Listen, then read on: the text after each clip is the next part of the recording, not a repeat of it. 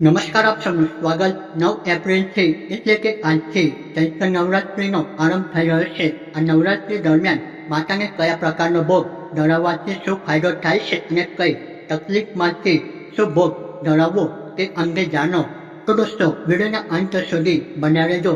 તમારા કષ્ટોમાંથી તમને મુક્તિ મળશે. ચૈત્ર નવરાત્રિ દરમિયાન માતાની આરાધના કરવાથી માં પ્રસન્ન થાય છે.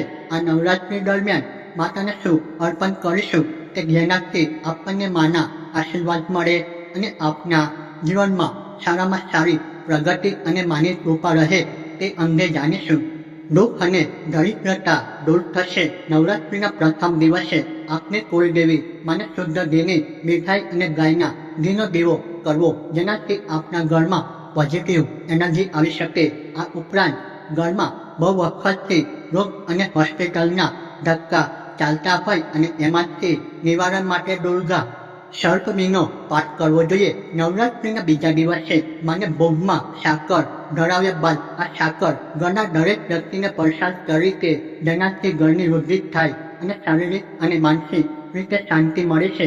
નવરાત્રિના ત્રીજા દિવસે માને ભોગમાં દૂધ અને દૂધથી બનેલી ખીર અર્પણ કરવી જોઈએ. બાદમાં બ્રાહ્મણોને બોલાવીને ખીર ખવડાવી અથવા ખીરનું દાન કરવાથી ઘરમાં જે દુઃખ દરિદ્રતા છે એ દૂર થાય છે અને માની કૃપા આપના પર બની રહેશે. કોર્ટ કચેરીના ધક્કા પણ બંધ થશે.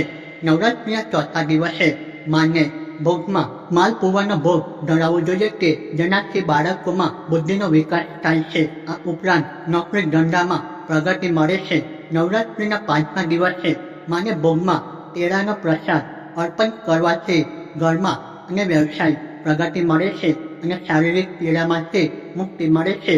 નવરાત્રિના છઠ્ઠા દિવસે માને ભોગમાં મધ ધરાવવું જોઈએ, જેનાથી ઘરમાં લાંબા સમયથી ચાલતી તકલીફોનું નિવારણ થાય છે. સાતમા દિવસે માને ભોગમાં ગોળનો પ્રસાદ ધરાવવો જોઈએ, જેનાથી સાકરી અને લિંગન ટેસ્ટમાં તકલીફો ચાલતી હોય તો એમનું નિવારણ મળે છે.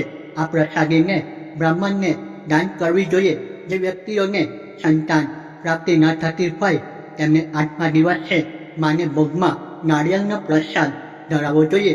નવમા દિવસે માને ભોગમાં તલના લાડુનો પ્રસાદ ધરાવવો જોઈએ, જેનાથી માં ભગવતી આપણને અન્નધારી વિચાર્યા વગરની તકલીફો અને નેગેટિવ ઉર્જાથી બચાવશે.